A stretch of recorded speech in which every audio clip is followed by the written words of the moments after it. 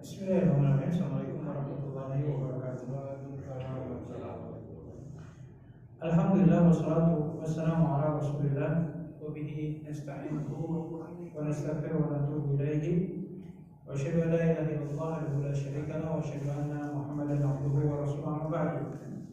Allahumma inna nas'aluka ilman nafi'an wa rizqan thayyiban wa amalan mutaqabbalan.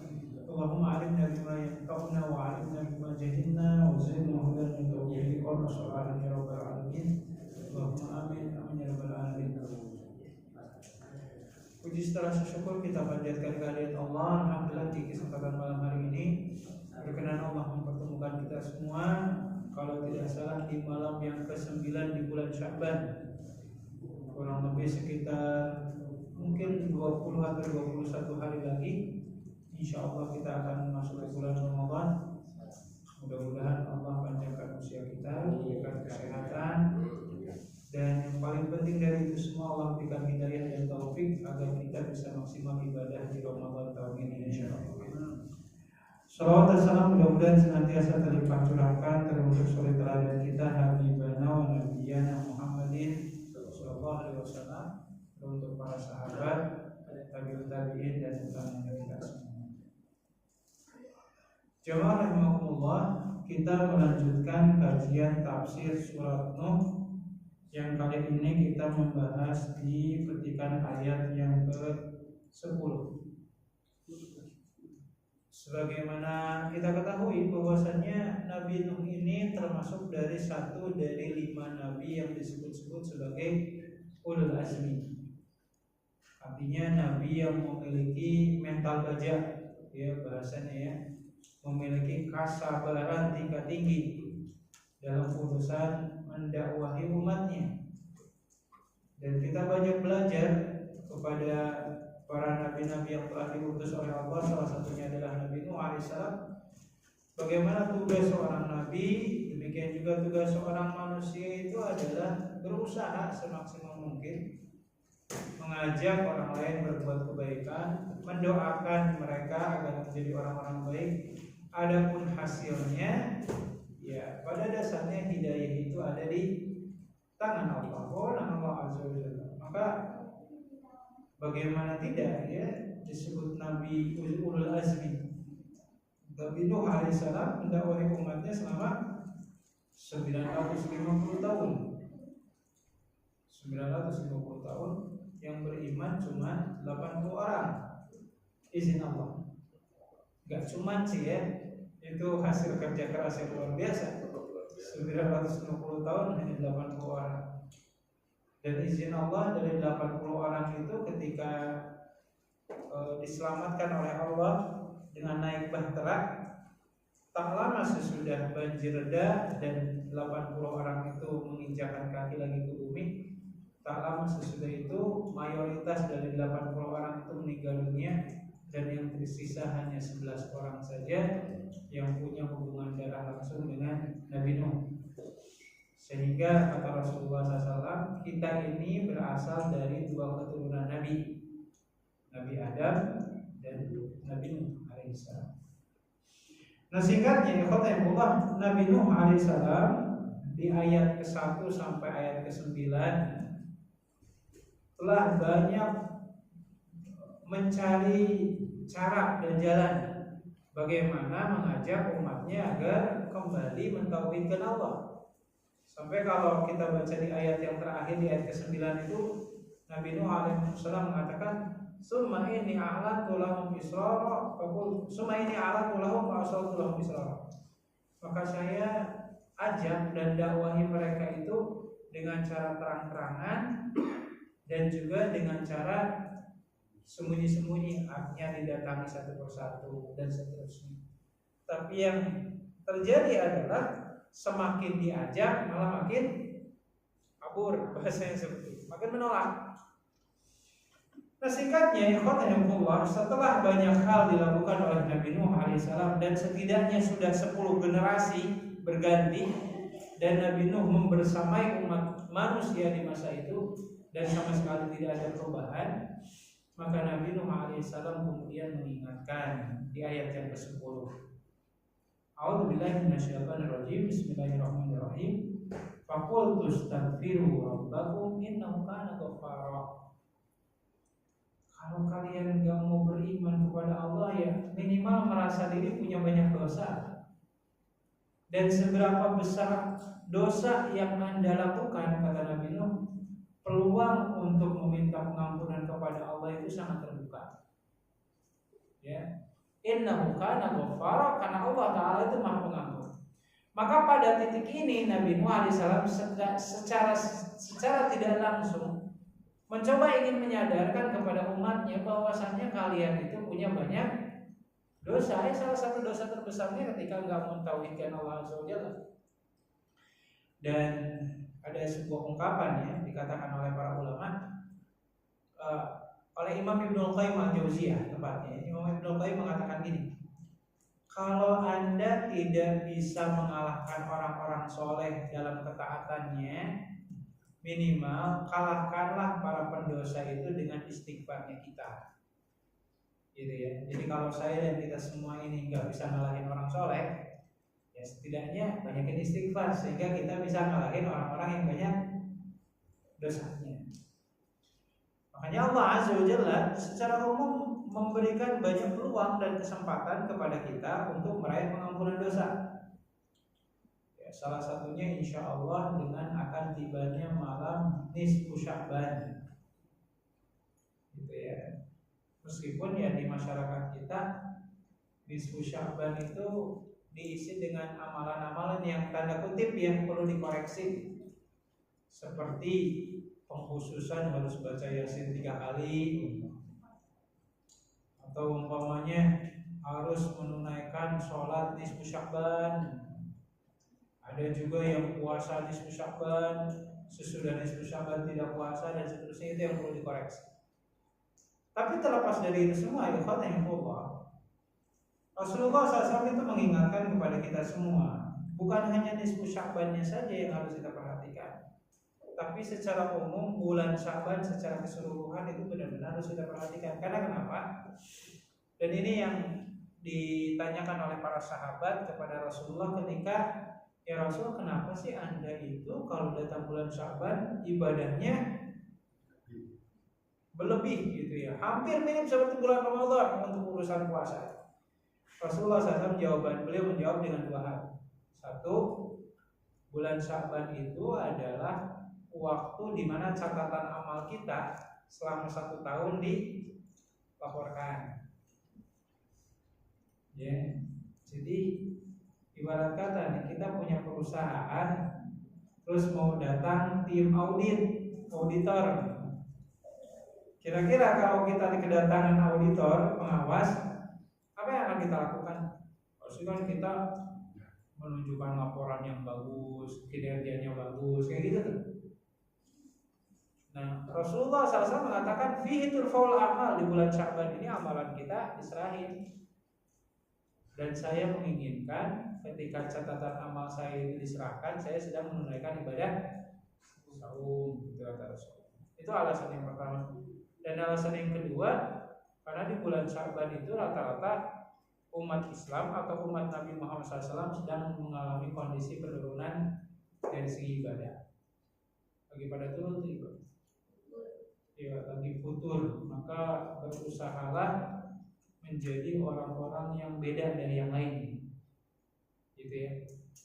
Makanya itu kata Imam Ibnu Rajab, salah satu alasan kenapa Rasulullah menyukai sholat isya itu diakhirkan di pertengahan malam. Penyebabnya apa? Karena di tengah malam itu rata-rata orang sedang tidur, maka jadilah beda dalam urusan ibadah dibandingkan orang lain. Nah, tinggal yang perlu kita pahami, di masyarakat kita itu punya pemahaman kalau amalan itu dilaporkan katanya di malam nisfu Sya'ban yang padahal tidak ada pengkhususan kayak gitu. Intinya di bulan Sya'ban. Mungkin malam ini gitu ya, bahasanya mungkin saja malam ini amalan kita itu dilaporkan kepada Allah. Mungkin hanya Allah yang Maha tahu. Nah, tinggal kita manfaatkan tuh malam nisfu Sya'ban nanti dengan banyakin ibadah. Ibadah apa? Bebas. Yang mau baca Quran nggak mesti Yasin ya, bebas ya. Al-Baqarah silakan dan seterusnya. Mau zikir bebas silakan. Mau menunaikan tahajud, qiyamul lail sepanjang malam silakan. Yang penting usahakan di malam nisfu Sya'ban itu kita mengistimewakan malam tersebut, jangan disamakan dengan malam-malam yang lain. Ya kalau nggak salah nisfu Sya'ban itu ya hitungannya nanti Kamis malam Jumat yang akan datang. Ya, Kamis malam Jumat yang akan datang, insya Allah kita memasuki malam nisfu Sya'ban. Tolong dimaksimalkan dengan banyak-banyak ibadah. Kata Rasulullah, Innallaha la yattali'u ala khalqihi fayaghfiru li jami'i khuluqi. Kata Rasulullah, sesungguhnya di malam nisfu Sya'ban itu Allah akan melihat siapa nih di antara umatnya yang layak diampuni seluruh dosanya. Siapa Allah melihat. Dan kata Rasulullah SAW dalam hadis yang diriwayatkan oleh Imam Al-Baihaqi dan hadisnya hasan, Allah mengampuni dosa orang yang banyak beramal di malam itu kecuali 3 kelompok. Satu, mereka yang masih percaya dengan hal-hal berbau kesyirikan. Ya, insyaallah mudah-mudahan kita enggak lah ya gitu. Yang kedua nih, musyahid. Musyahid itu artinya apa? Mereka yang masih punya masalah dengan kaum kerabatnya, masih bermusuhan, belum berdamai. Ya. Maka kata Rasulullah, ada'u, saya enggak peduli dengan ibadahnya sampai mereka mau berislam, mau berdamai. Dan yang terakhir, mereka yang masih memiliki sifat iri dan dengki. Ya? Apa? Yang berhutang. Oh, enggak. Hanya dia aja. Ya, hanya dia aja.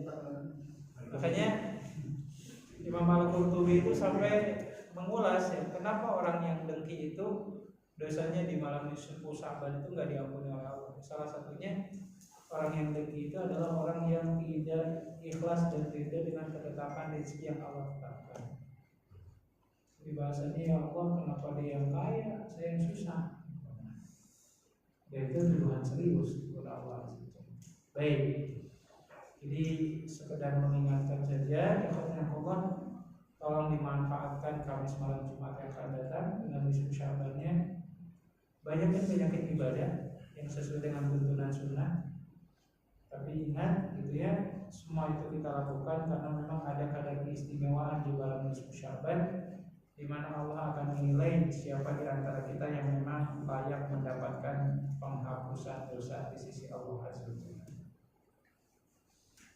Makanya nih sedikit cerita ya, ikhwanullah. Ini mumpung lagi bulan Sya'ban. Jadi Allah Ta'ala itu menurunkan ayat surat Al-Maidah ayat 87. Allah menegaskan, ya ayyuhalladzina amanu la tuharrimu thayyibati ma halallahu lakum wa la ta'tadu innallaha la yuhibbul mu'tadin. Wahai orang beriman, jangan kamu berani mengharamkan apa yang Allah halalkan. Jangan kalian melampaui batas, karena aku tidak menyukai orang yang melampaui batas. Dalam beberapa uraiannya seperti yang dikatakan oleh Imam Ibnu Rajab, turunnya ayat ini itu dilatar belakangi dari semangat para sahabat, semangat ibadah yang menggebu-gebu selama bulan Sya'ban, sampai ada sahabat kedapatan tidak pernah menyentuh istrinya selama bulan Sya'ban. Jadi apa yang dikerjain suaminya? Di masjid aja, zikir gitu. Nah akhirnya sampai Allah ingatkan, ya semangat bagus, tapi kalau ibadah efeknya menzolimi istri, itu bukan sesuatu yang baik. Karena walau bagaimanapun tubuh kita punya hak, sebagaimana pula istri pun memiliki hak untuk dipergauli oleh suaminya dengan pergaulan yang baik. Nah oleh karenanya ya khotimullah, sebagai seorang muslim, mari kita manfaatkan waktu-waktu yang ada. Terlebih tadi Allah Azza wa Jalla memberikan janji kepada Rasulnya, kalau di malam nisfu Sya'ban nanti Bila mana kita menghidupkan dengan banyak-banyak ibadah, ada peluang dosa-dosa kita akan diampuni oleh Allah. Baik. Nah, singkatnya ikhwatnya Allah, kalau seandainya kita kemudian memperbanyak istighfar kepada Allah, istighfar itu maknanya apa, Pak? Istighfar itu apa? Ya. Istighfar itu artinya kan meminta pengampunan dosa kan? Dan disebutkan tadi di surat Nuh ayat 10, "Faqultu astaghfiru rabbakum innahu kana ghafara." Dan aku katakan kepada kalian, kata Nabi Nuh, perbanyaklah beristighfar, memohon pengampunan kepada Tuhanmu, karena Tuhanmu itu Maha Pengampun. Jadi kan harusnya kan gini nih, ini logika berpikirnya kita yang cetek lah ya. Kalau kita meminta pengampunan dari Allah, maka Allah akan balas permintaan kita dengan apa? Diampuni kan dosa-dosa kita kan, kayak gitu. Jadi kalau kita minta pengampunan dosa, ya Allah kasih. Tapi yang menariknya di surat Nuh ini ayat yang ke-11 dan seterusnya, Allah Ta'ala memberikan janji kepada kita, kalau kita banyakin istighfar, memohon pengampunan dosa kepada Allah, di mana Allah itu Maha Pengampun, Allah itu bukan hanya sekedar akan mengampuni dosa-dosa kita saja, tapi ada balasan-balasan yang lain yang akan Allah berikan. Apa itu? Kata Allah, yursilis samaa'a 'alaikum midrara. Allah akan turunkan hujan yang deras. Ya. Dan bagi seorang muslim, hujan itu adalah rahmat. Jadi jangan sampai ada di antara kita, umpamanya ibu-ibu nih mau jemur pakaian, turun hujan. Jadi kalau boleh gitu. Ya. Bagi seorang muslim, hujan itu adalah rahmat. Ya, bacakan doa, Allahumma sholli wa nafi'an. Ya Allah, mudah-mudahan hujan ini memberikan kemanfaatan. Urusan banjir yang salah bukan hujannya, manusianya aja yang terus mengeksploitasi alam semesta ini dengan cara yang tidak bijak. Itu kan bahasa. Jadi yang namanya hujan itu, Allah menegaskan hujan itu Allah turunkan sesuai dengan kebutuhan alam semesta. Biqadarin, kata Allah. Gak mungkin hujan itu Allah turunkan melebihi dari kebutuhan alam ini, gak mungkin. Dari dulu itu akan sama seperti itu.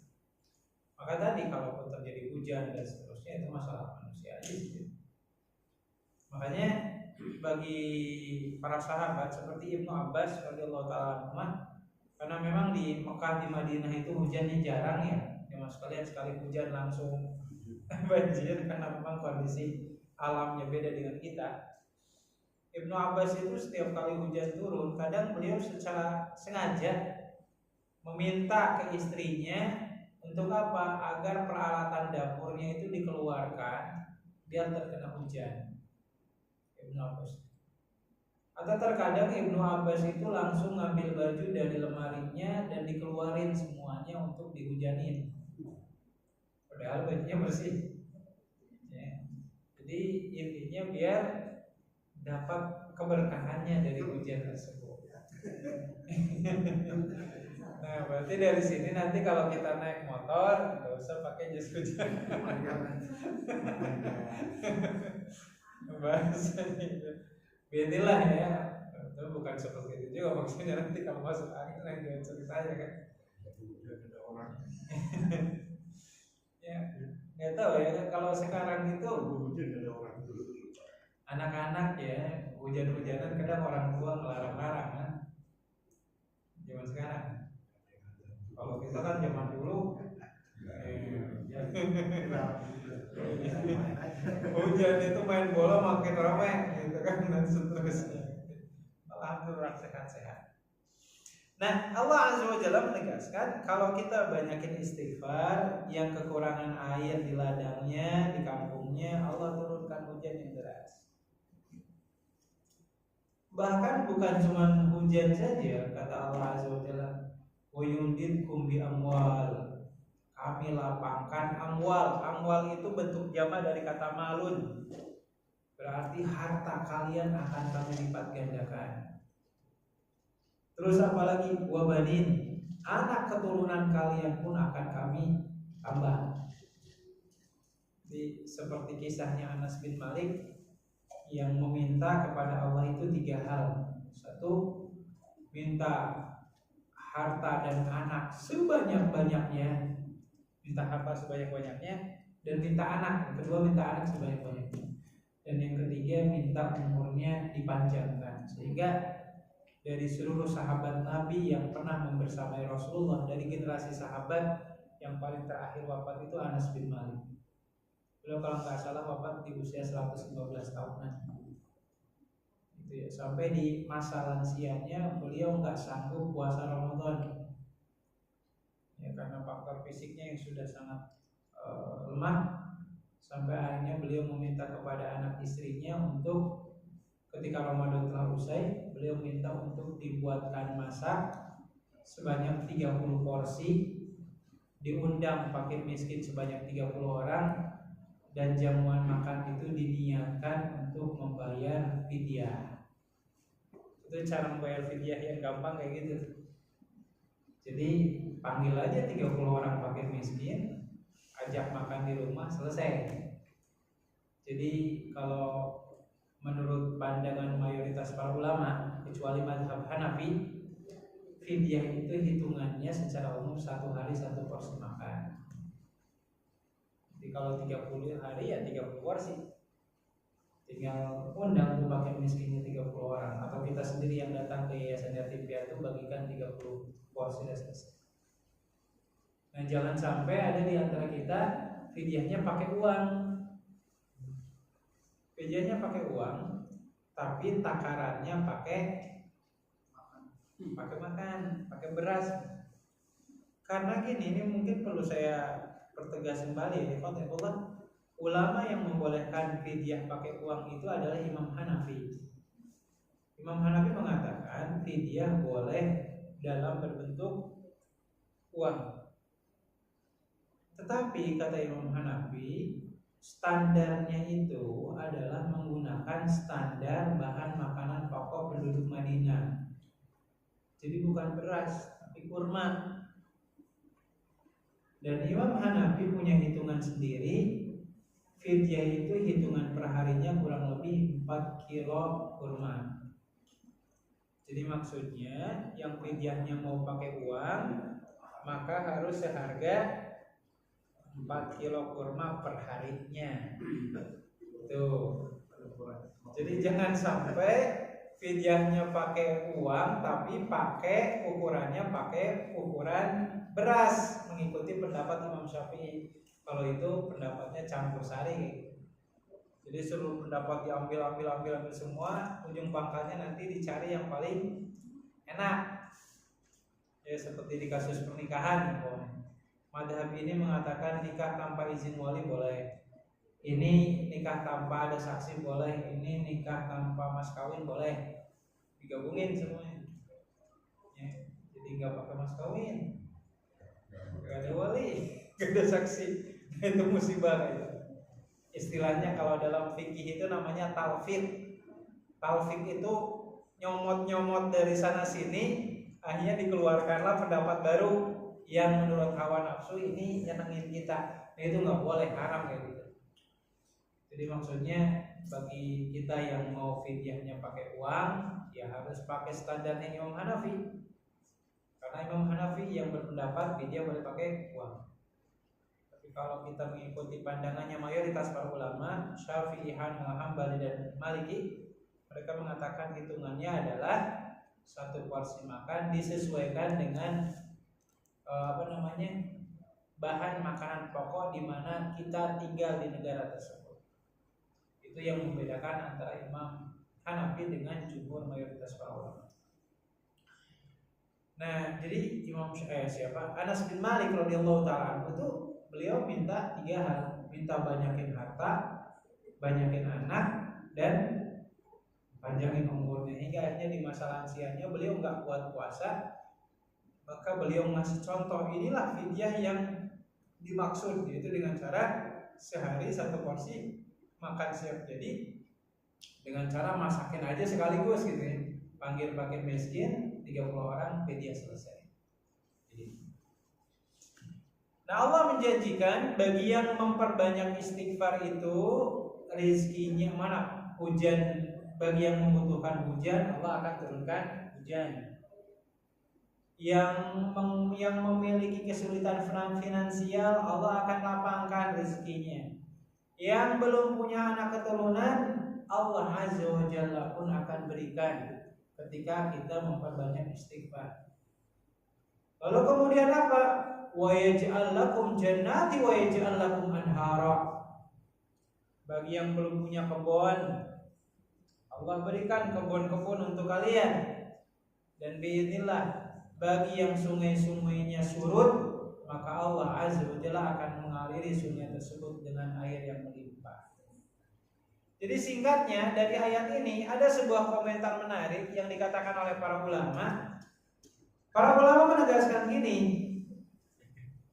termasuk berprasangka buruk kepada Allah. Saya ulang ya, termasuk berprasangka buruk kepada Allah ketika kita melakukan ibadah lalu kemudian kita menyangka kepada Allah itu akan membalas kita hanya dengan kenikmatan akhirat doang. Itu sudut begitu. Harusnya ketika kita beribadah, Allah itu bukan hanya menjanjikan kenikmatan akhirat doang, tapi juga Allah menjanjikan kenikmatan dunia. Ya salah satunya ayat ini. Allah nyuruh kita banyakin istighfar, tapi ternyata apa yang Allah berikan? Bukan cuma pengampunan dosa saja. Air hujan diturunkan, yang kesulitan harta diberi, yang belum punya anak dikasih, yang belum punya kebun juga Allah berikan, dan termasuk sungai-sungai pun akan Allah aliri dengan air yang melimpah.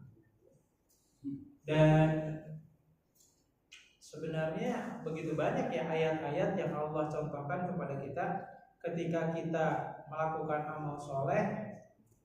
Balasan dari Allah itu gak mesti surga. Contoh ya, di surat At-Tolak Allah menegaskan, wa may yattaqillaha yaj'al lahu makhraja wa yarzuqhu min haitsu la yahtasib. Siapa orang yang benar-benar bertakwa kepada Allah, Allah kasih dua hal salah satunya di ayat ini. Satu, Allah Ta'ala akan memberikan dia rezeki. Allah Ta'ala akan memberikan solusi atas masalah yang sedang dia hadapi. Ya, kalau kita bertakwa kepada Allah. Dan yang kedua, Allah kasih rezeki dari jalan yang tidak disangka. Jadi dengan bertakwa kepada Allah itu enggak mesti balasannya surga saja, tapi Allah berikan kepentingan akhirat kita. Maka enggak perlu sebenarnya kita melihat mobil orang disolawatin 10 kali. Bahasanya gitu. Perlu bahasanya ya. Ketika kita izin Allah nih, ketika kita melakukan sholat 5 waktu yang wajib, sesudah itu kita membanyakin istighfar, apalagi umpamanya kita meminta juga kepada Allah, ya Allah, saya belum punya rumah, saya ingin punya rumah, ya Allah, saya belum punya kendaraan roda 2, roda 4 dan seterusnya. Permintaan-permintaan seperti itu tidak dilarang secara syariat. Silakan. Justru yang masalah itu gini, ya Allah, yang masalahnya ya. Yang masalahnya itu kalau seandainya kita beramal akhirat, tapi keinginan kita itu motif utamanya hanya dunia saja. Makanya Rasulullah ngajarin doa, Allahumma la taj'alid dunya akbar hammina wala mablagha ilmina. Ya Allah, jangan kau jadikan dalam diri kami itu dunia itu sebagai tujuan puncak dari cita-cita kami. Dan jangan pula ada dalam pikiran kami mencari ilmu itu tujuan utamanya adalah meraih nikmat dunia sebanyak-banyaknya. Jadi bahasanya dengan cara-cara pengkhususan seperti itu bukan sesuatu yang bijak, karena sebenarnya toh ketika kita menunaikan sholat 5 waktu dan seterusnya, bukan hanya akhirat saja yang akan Allah beri, tapi urusan dunia pun akan Allah mudahkan. Mungkin pernah saya cerita di sini. Ada salah seorang jamaah sholat duhanya rajin, sholat 5 waktunya kagak. Gitu. Pas tanya, Pak, kok rajin banget sholat duhanya ya? Dengar-dengar gitu dari rekan kerjanya. Iya kok, sholat duha itu memudahkan rezeki. Pas sholat duhur asal gak kelihatan. Apa kok duhur asal gak kelihatan? Duhur asal gak ada hubungannya dengan masalah rezeki. Gitu ya. Jadi cukup sholat duha saja. Itu musibah kayak gitu. Jadi kalau kita berpikirnya secara nalarnya aja, gitu, secara sederhana, yang sunnah aja bisa mudahin rezeki, apalagi yang wajib. Harusnya gitu tuh pola pikirnya. Nah makanya kata para ulama sebagaimana tadi disebutkan, termasuk berburuk sangka kepada Allah kalau kita contoh ya ngelakuin sholat 5 waktu, terus kita itu menyangka paling balasannya surga doang. Padahal nggak seperti itu. Allah pun menjanjikan kenikmatan akhirat, gitu ya. Allah pun menjanjikan kenikmatan akhirat. Nah ini yang perlu kita cermati secara seksama, bagaimana kemudian Allah Azza wa Jalla di ayat yang ke-10, 11 dan 12 ini mengingatkan kepada kita semua terkait arti penting memperbanyak istighfar, di mana istighfar itu fungsinya bukan hanya sekedar memohon pengampunan dosa saja, tetapi secara tidak langsung balasan dari sisi Allah itu seluruh urusan duniawi kita akan dipermudah. Makanya Imam Hasan Al-Basri itu pernah didatangi oleh beberapa jamaahnya. Imam Hasan Al-Basri itu salah seorang ulama tabi'in yang terkenal ya. Ada beberapa jamaahnya yang konsultasi, yang satu ada yang konsul terkait masalah perkebunannya yang gagal panen, yang satu ada yang ngeluh terkait masalah usahanya yang enggak gede-gede, yang ada rugi lagi. Dan yang satu ada yang mengeluh belum juga punya anak keturunan. Dari semua keluhan-keluhan dan konsultasi yang disampaikan oleh jamaah kepada beliau, Imam Hasan Al-Basri hanya memberikan satu jawaban: banyakin istighfar. Sampai seluruh jamaah yang konsul itu bahasanya komplain.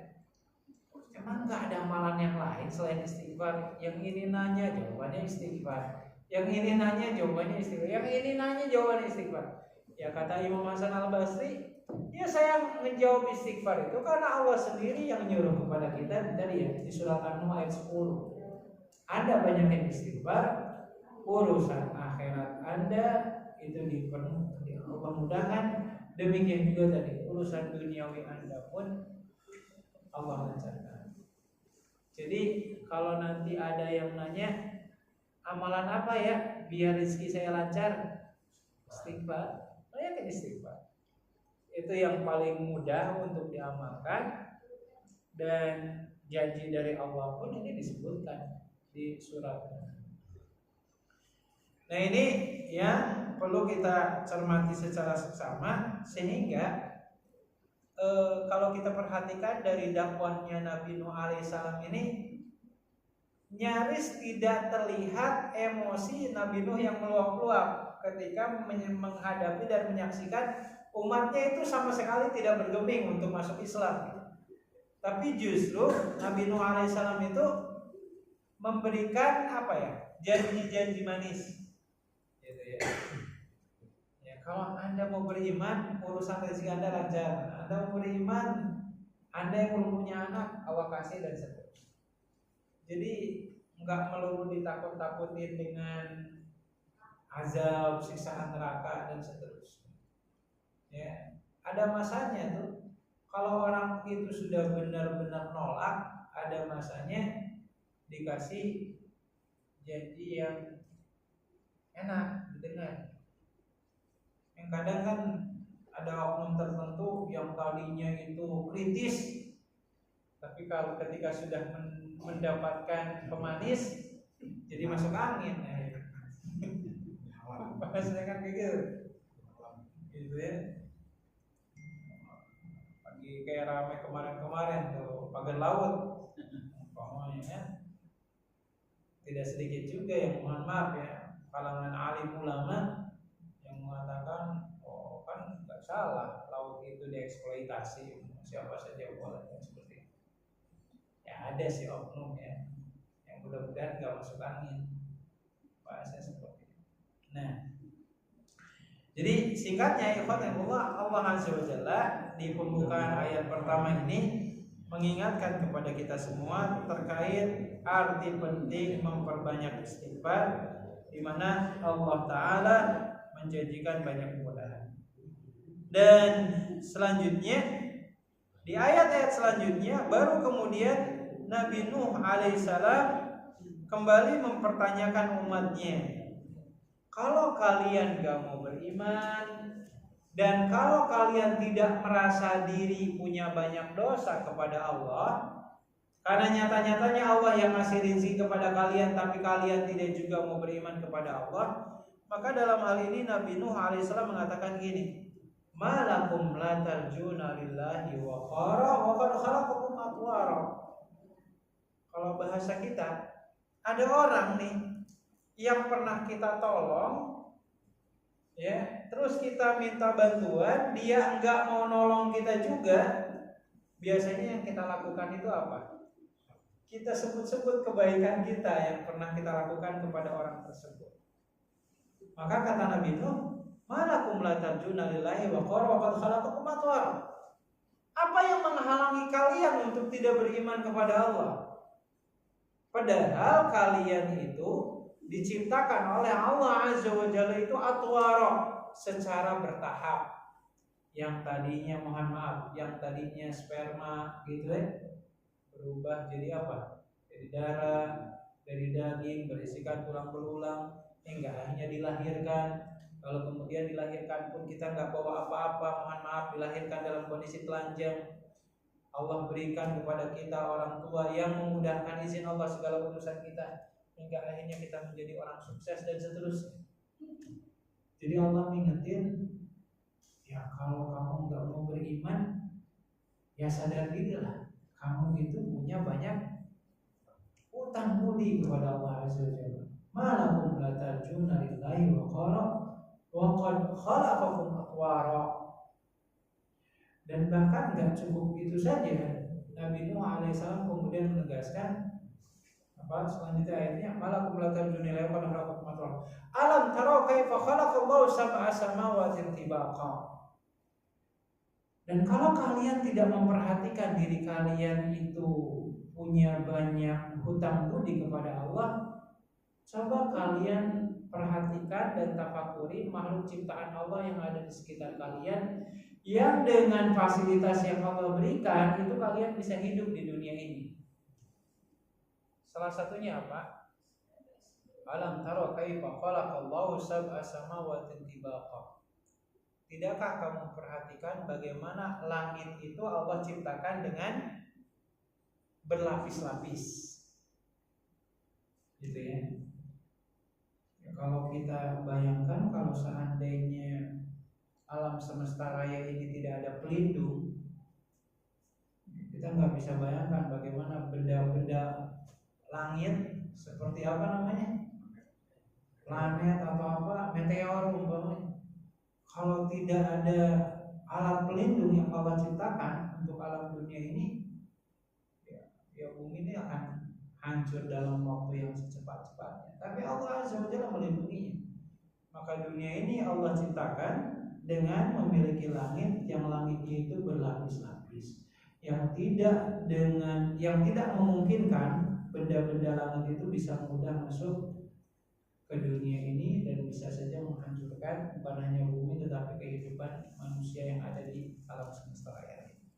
Nah, Allah tegaskan seperti itu kepada umatnya Nabi Nuh alaihissalam, tidakkah kalian kemudian beriman bahwasanya Allah Azza wa Jalla yang menciptakan itu semua, dan termasuk wa ja'alal qamara fihinna nura wa ja'ala syamsa siraja.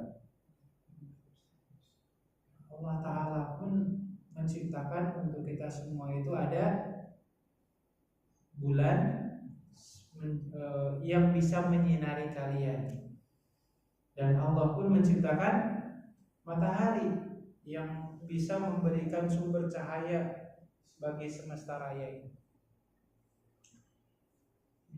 Makanya kita nggak bisa bayangkan ya ikhwat yang Allah, nanti ketika hari kiamat itu terjadi, ya, apa yang akan terjadi dengan dua benda ini? Yang saya maksud adalah bulan dan matahari. Kalau nanti kita baca di surat Al-Anbiya, Allah menegaskan ini, antum ma ta'buduna min dunillahi hasabu jahannam. Bahwasanya makhluk-makhluk yang Allah ciptakan dan selalu disembah-sembah oleh umat manusia, nanti di hari kiamat makhluk-makhluk tersebut akan Allah lemparkan ke neraka jahanam. Jadi yang namanya bulan nanti akan dimasukkan ke neraka. Yang namanya matahari itu akan dimasukkan ke neraka. Untuk apa? Untuk dipertemukan dengan para penyembahnya. Ya. Makanya nanti mudah-mudahan insya Allah kita masuk surga ya, insya Allah. Ya, di surga itu tidak ada matahari. Ya, la yarawna fiha syamsa wala zamharira.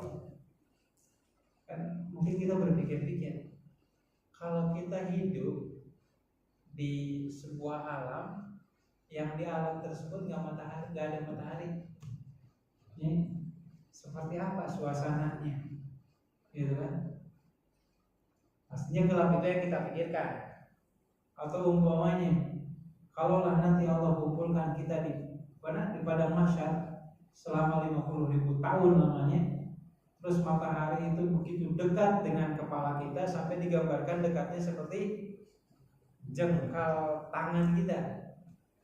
Tapi masya Allah, Allah Subhanahu Wa Taala yang menciptakan panas, yang menciptakan dingin. Ketika Allah takdirkan nanti di padang mahsyar matahari itu dekat dengan kita, izin Allah memberikan kekuatan dan kita tetap bisa hidup. Sebagaimana pula nanti yang namanya bulan dan namanya matahari itu akan Allah lenyapkan dan Allah masukkan ke neraka jahanam.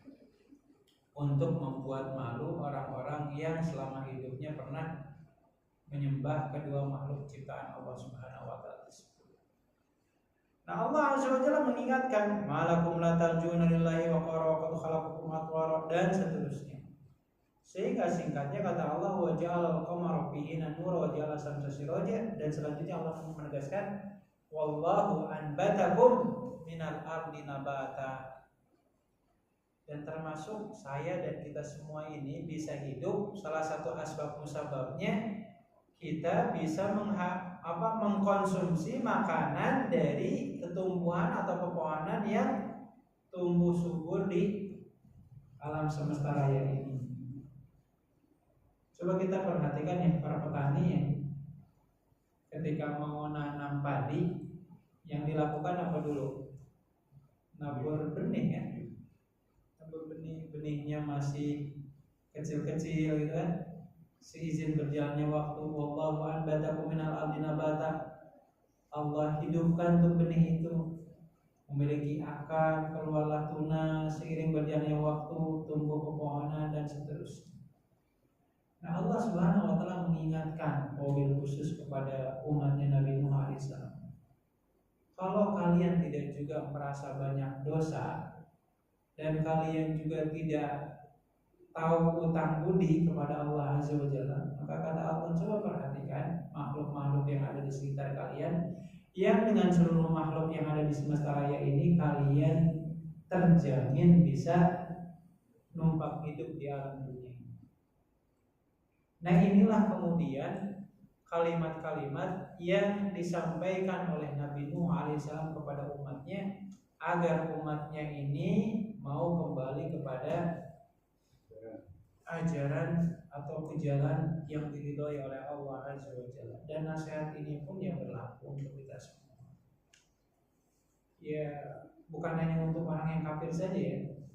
Kalau bicara tentang hak dan kewajiban pun, ya terus terang tidak ada di antara kita itu bisa melakukan apa yang diperintahkan Allah oleh Allah itu secara sempurna. Kalau Allah Ta'ala itu mengatakan, kalla lamma yaqdi ma'amar, sekali-kali tidak, kata Allah, tidak ada di antara kalian yang bisa menyelesaikan dengan tuntas apa yang aku perintahkan kepada kalian. Nah, ini menjadi evaluasi ikhwan yang Allah bagi kita semua, wabil khusus saya mengingatkan kembali untuk diri saya dan ikhwatimun sekalian, mari kita mengoptimalkan waktu-waktu di bulan Sya'ban ini.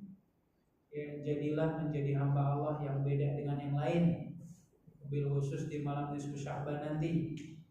Bedakan malam nisfu Sya'ban itu dibandingkan dengan malam-malam yang lain.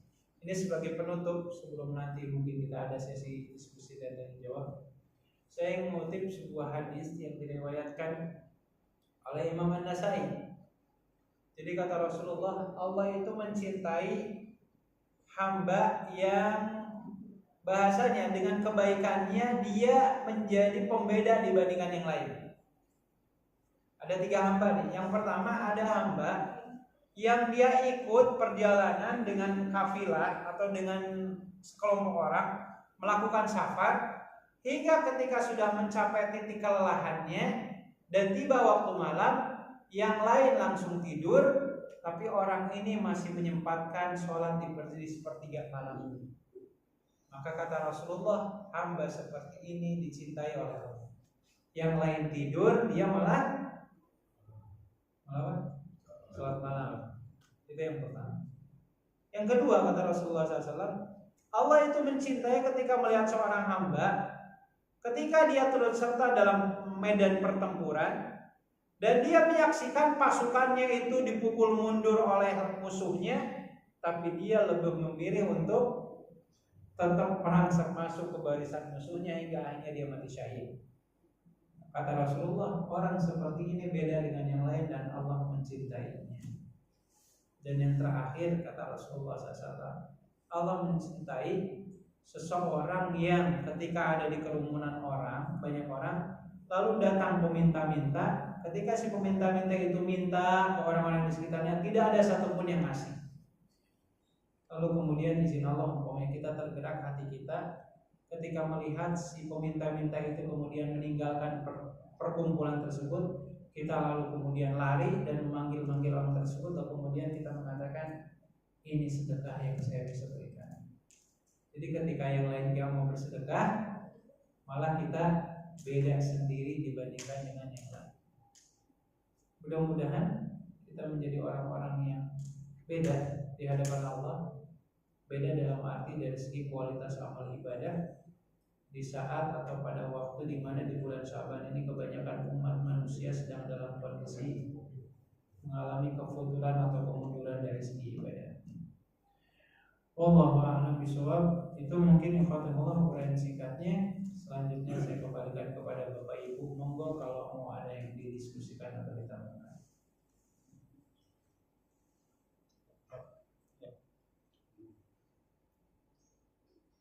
Masalah fidyah. Jadi orang tua kita kan sakit. Jadi selama sakit itu kan nggak bisa melakukan ibadah. Sholatnya semua udah. Apakah pada saat puasa wajib berfidyah atau kemudian kalau berfidyah boleh nggak untuk 1 orang? Artinya tiap hari kita masak buat yang berhak berfidyah. Yang pertama. Yang kedua, untuk amalan istighfar, bacaannya apakah ayat kedua lazim atau dipanjangin sampai seperti pada dalam amalan-amalan. Baik, yang pertama, secara hukum asal umat Nabi Muhammad SAW itu terkena beban untuk beribadah kepada Allah, ya, kecuali anak kecil sampai dia balik. Terus apa lagi? Orang yang tidur sampai dia bangun. Terus apa lagi? Satu lagi, orang yang gila sampai dia sadar. Nah, kalau Allah takdirkan izin Allah, izin Allah, kita nih punya orang tua yang di masa sepuhnya sudah pikun, bahkan bahasanya sampai dia nggak tahu mana yang baik dan mana yang buruk gitu ya, karena mungkin pola pikirnya terganggu. Secara hukum asal pertama, kalau untuk urusan sholat, orang tua kita ini udah nggak memiliki kewajiban sholat lagi kalau kondisinya sudah seperti itu. Nah, karena dalam posisi udah pikun, ya, bahwa ini saya udah makan atau belum ya, udah baru makan kan. atau udah sholat atau belum, sampai sholat pun nggak jelas berapa rakaatnya, ya nggak ada kewajiban sholat.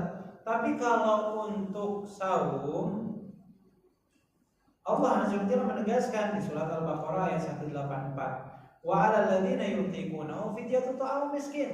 Dan bagi orang yang tidak mampu puasa, maka wajib digantikan dengan fidyah berupa memberi makan satu orang fakir miskin.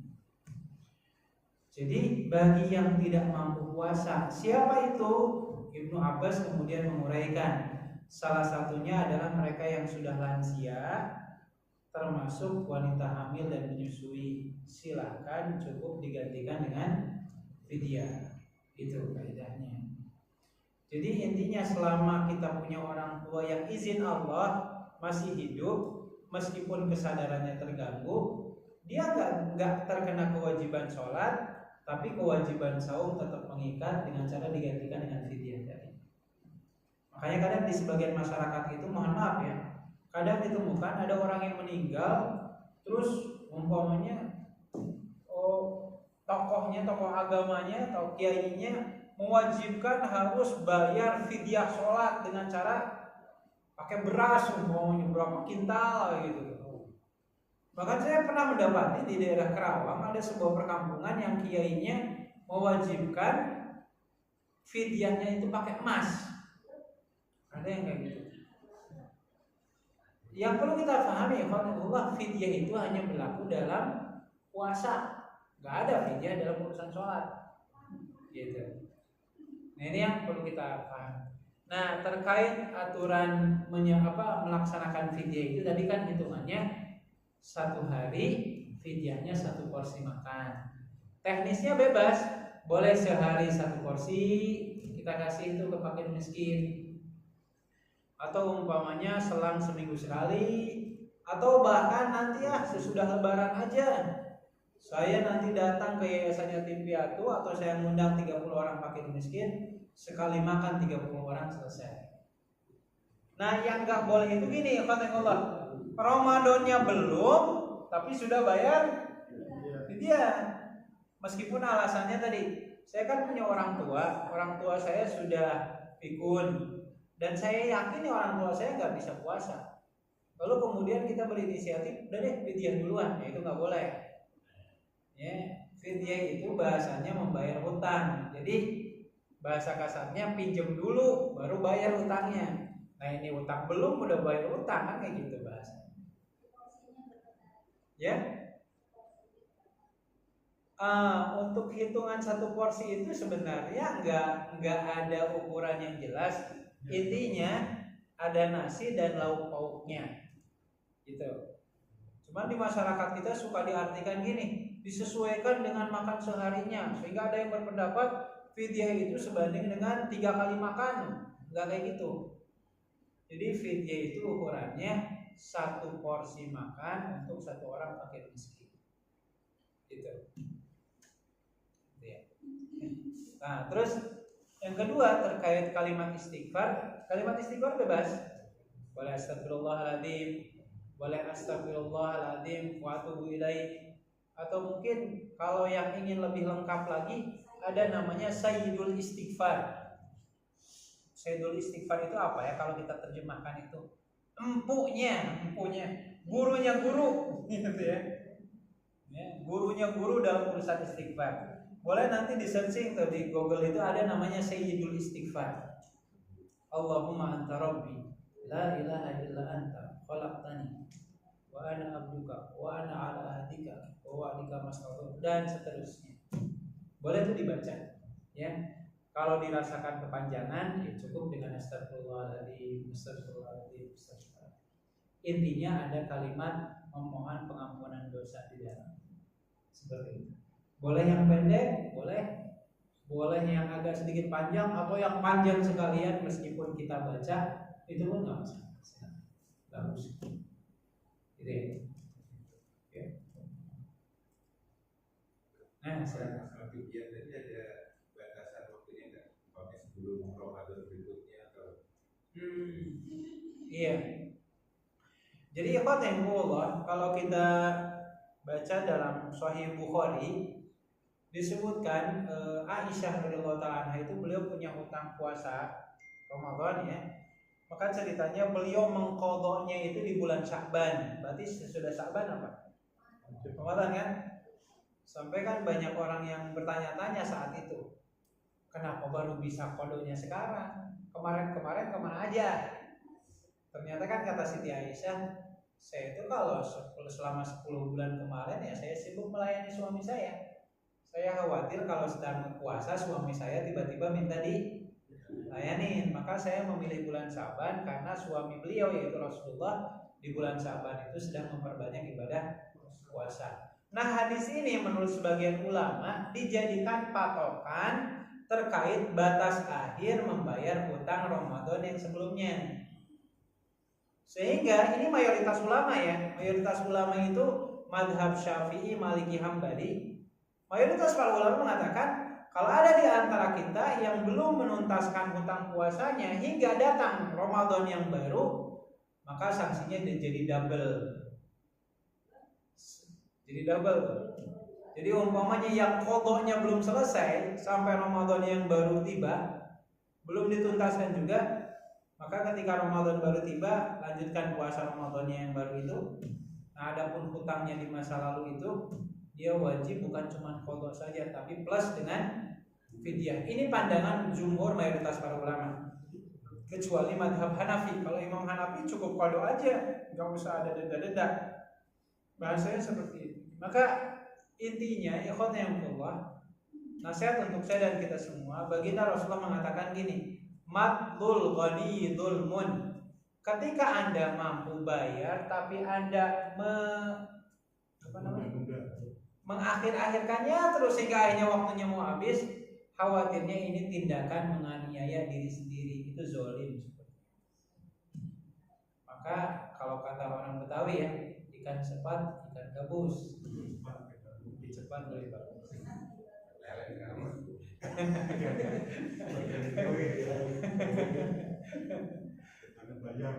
Jadi usahakan hutang puasanya jangan sampai Ramadan yang barunya keburu tiba, segera dituntaskan. Karena kan dalam Sahih Muslim Rasulullah mengatakan, man mata wa alaihi siyamun shoma waliyuhu. Siapa orang yang meninggal dalam kondisi masih punya hutang puasa, maka ahli warisnya wajib melunasinya. Wajib. Nah, masalahnya kadang kan kebanyakan orang itu yang diingat bukan hutang puasanya, ya warisannya aja kan yang diingat gitu. Warisan orang tua kita berapa gitu ya. Urusan orang tuanya sebelum meninggal sakit hingga akhirnya tidak kuat puasa, kadang kelupaan. Dilihat ketika almarhum ketika masih hidup gak puasanya kenapa? Umpamanya gak puasanya karena waktu itu sedang haid umpamanya, jadi lunasnya dengan qadha, dengan puasa lagi. Tapi kalau semasa hidupnya gak puasa itu tadi karena sakit yang menahun, ahli waris yang harus bayar. Iya, ahli waris yang menyelesaikan. Suaminya dong nanti posisi. Iya, salah satu. Salah satu. Ahli waris. Nah, ini yang kadang banyak yang teledor dalam hal ini. Tapi kalau suaminya atau anaknya sudah menjuru juga, tapi dia mau yang menunda-nunda gimana? Biar tetap jadi utang. Jadi utang juga. Kan berat sih. Kalau dibayar 2 kali kalau udah 2 tahun. Iya. Ya itu tuh, iya betul. Termasuk anak-anak kita yang remaja, SMP, SMA atau para ayah tuh harus tahu. Apalagi kalau anaknya perempuan. Terus kalau kita nggak sanggup, tobat aja bisa nggak?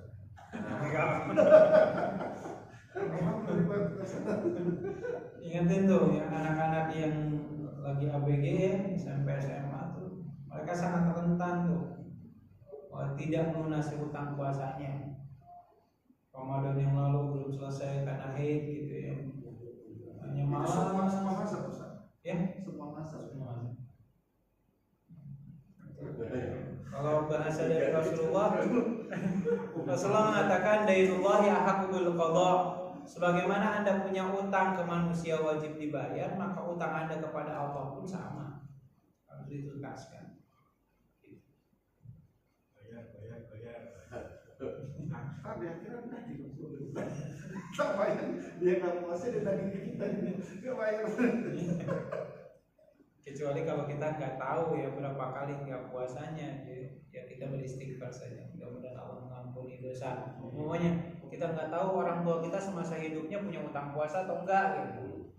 Jadi jangan dikira-kira, karena kan prinsip beribadah itu dilakukan atas dasar keyakinan, bukan kira-kira sepertinya bapak saya utang puasanya sekian. Nah kalau kayak gitu nggak usah, karena ibadah tidak dilakukan atas dasar perkiraan, harus atas dasar hitungan.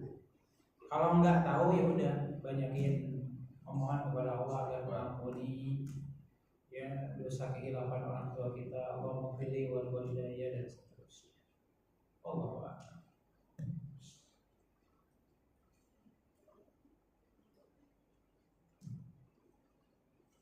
Cukup?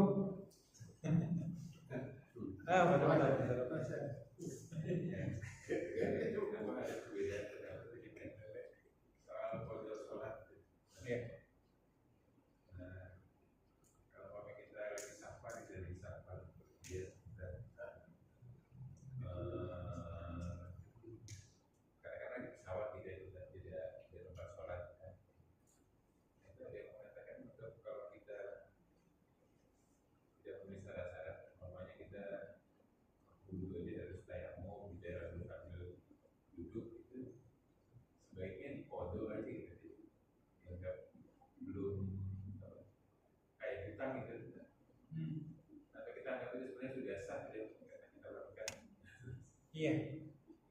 Jadi kan prinsip dasarnya ya, ketika kita sedang safar pesawat umpamanya air nggak ada itu bukan berarti nggak ada sama sekali ya, nggak mencukupi.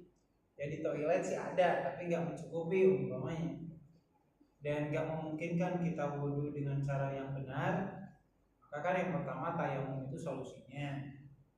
Termasuk ketika di pesawat kan secara hukum asal selama kita masih bisa berdiri dan aman untuk keselamatan kita, ya sholatnya berdiri. Tapi kalau nggak memungkinkan, pasti kan langsung dibagi-bagi itu sama siapa pramugarinya, duduk pak, duduk kan. Maka Allah Ta'ala itu kan memerintahkan sebenarnya di surat Al-Baqarah itu kata Allah, fa in khiftum farijalan aw rukbana. Dan jikalau kondisi engkau itu sangat mengkhawatirkan, artinya tidak dalam kondisi yang normal, maka kata Allah silahkan tunaikan sholat di kendaraan. Perintahnya ada. Jadi insya Allah dengan tayamumnya kita sebagai pengganti wudhu dan sholatnya kita dalam posisi duduk nyender di kursi pesawat, gitu ya, insya Allah sholat kita sah. Nah mungkin ada istilahnya kasusnya kodok suri.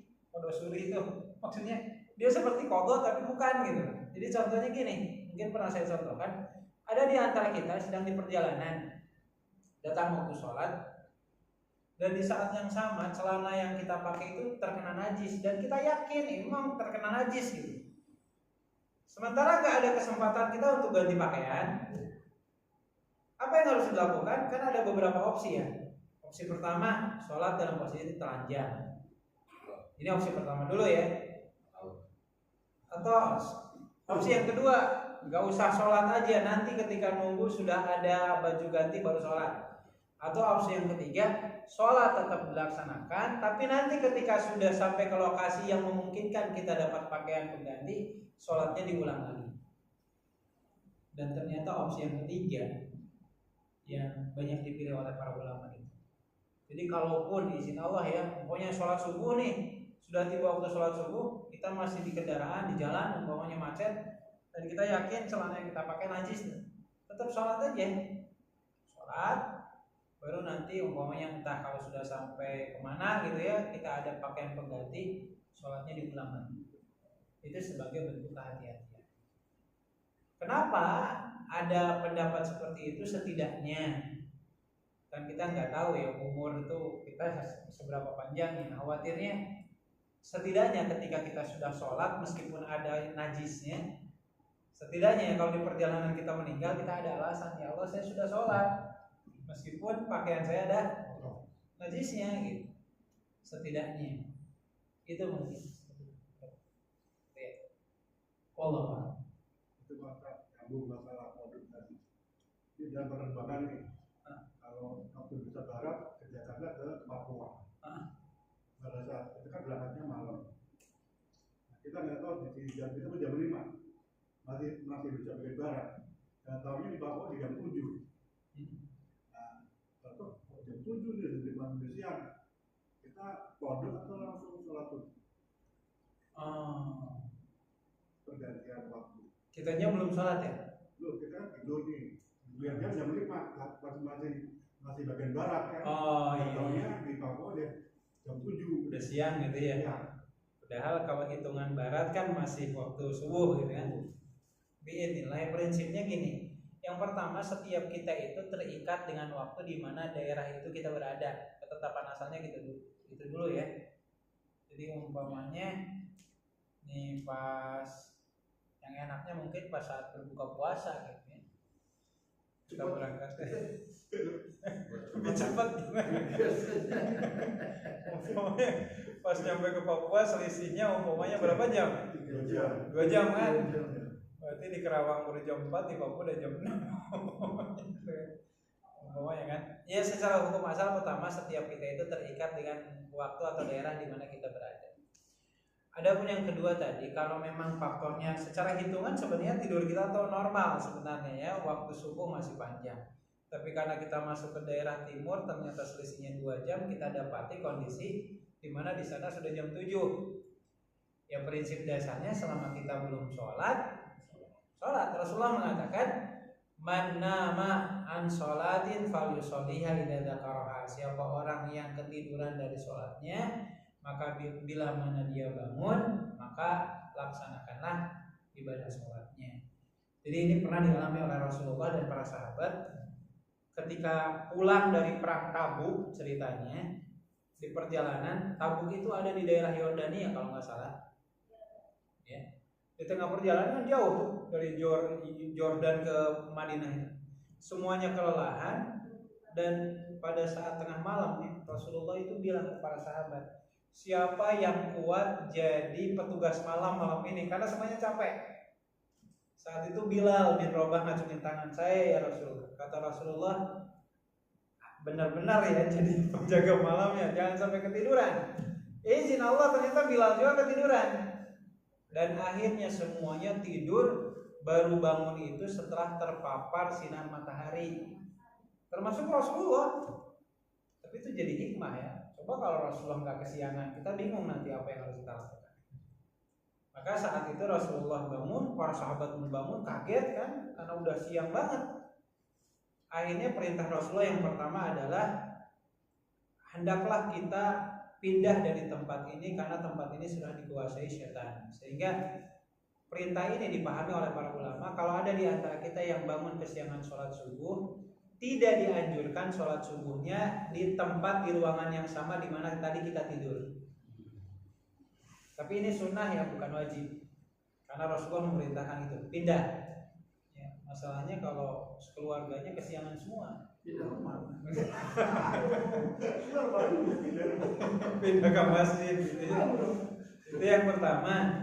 Dan sesudah itu semuanya pindah. Dan saat itu kemudian biasa Rasulullah nyuruh Bilal untuk adzan. Iya, nggak tahu adzan apaan itu ya, padahal adzan subuh. Iya. Terus sesudah itu sholat sunat qobliyah biasa, seperti layaknya awal subuh. Kalau di kita mungkin aneh, masa jamaah masjid An-Nabawi kesiangan semua gitu ya. Jadi betul. Jadi intinya kalau kesiangan sholat seperti biasa aja. Ya gimana Bu? Ya.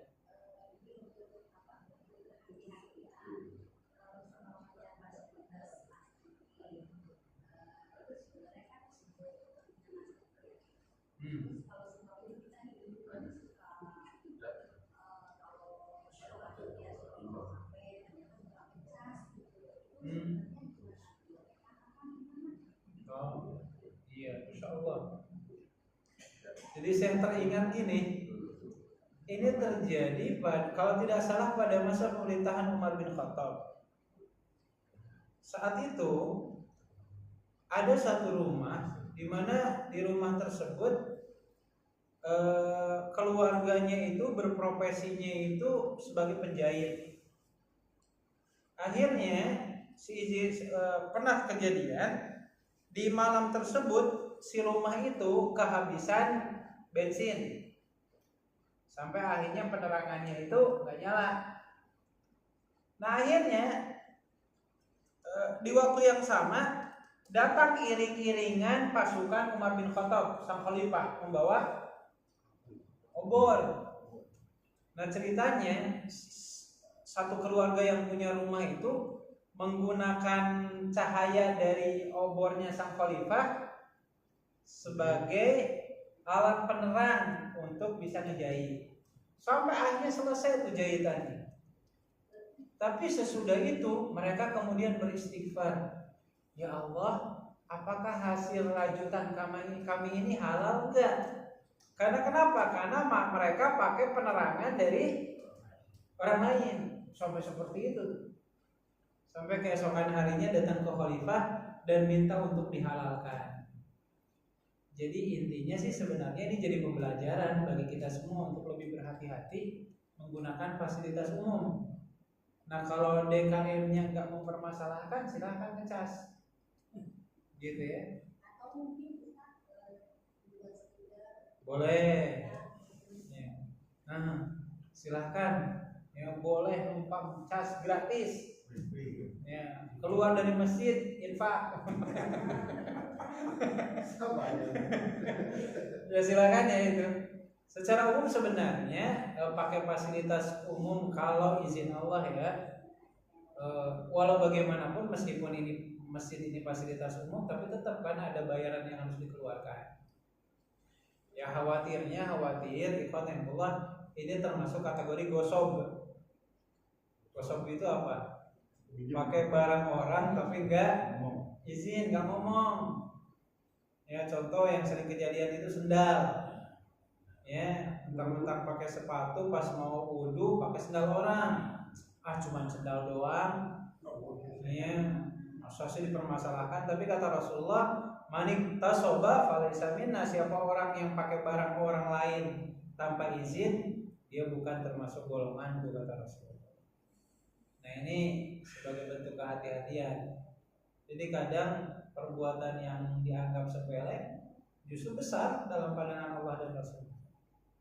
Ya boleh lah itu ya, nanti pakai stiker mungkin. Atau mungkin sudah langsung dihalalkan oleh pengurus DKM-nya gitu ya. Halal, boleh ngecas. Yang nggak boleh ngeces.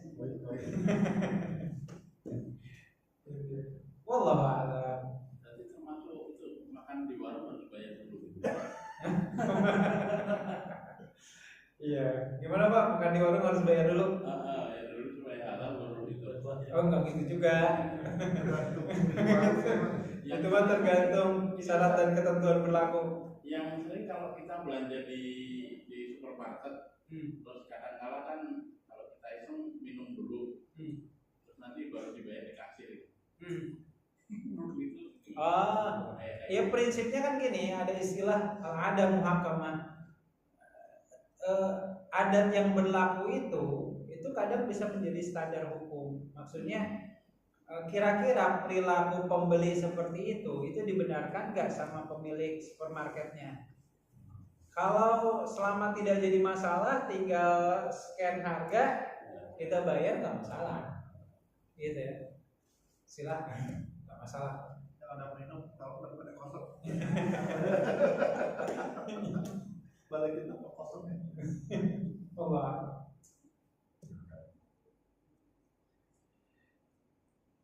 Baik, mungkin kita cukupkan dulu jemaah sekalian untuk kajian di malam hari ini. Dan kembali mengingatkan ya, jangan lupa Kamis malam Jumat yang akan datang. Mari kita hidupkan khususnya masjid kita ataupun rumah-rumah kita dengan aktivitas ibadah yang memungkinkan untuk kita lakukan. Ya, mau itikaf silahkan, ingatkan anggota keluarga kita. Mudah-mudahan kita termasuk orang-orang yang mendapatkan pengampunan atas dosa-dosa yang telah dilakukan. Allahumma amin ya rabbal alamin. Dan sebagai penutup mari kita tutup dengan beristighfar, alhamdulillah dan doa kafaratul majelis. Astagfirullahaladzim, astagfirullahaladzim, astagfirullahaladzim. Alhamdulillahirabbil alamin. Subhanakallahumma bihamdika asyhadu an la ilaha illa anta astaghfiruka wa atubu ilaik. Assalamualaikum warahmatullahi wabarakatuh.